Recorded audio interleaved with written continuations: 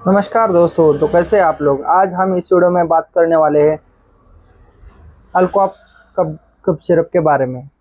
दोस्तों, इसके कंपोजिशन की बात करें तो इसमें डेक्स्ट्रोमेथोर्फेन एंड क्लोरफेनामाइन मैलेट होता है।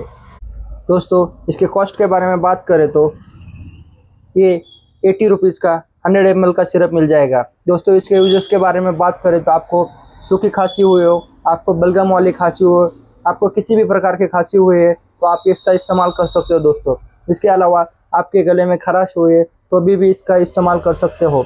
दोस्तों, इसके डोसेस के बारे में बात करें तो इसे आप 10 ml सुबह दोपहर शाम को 3 बार ले सकते हो।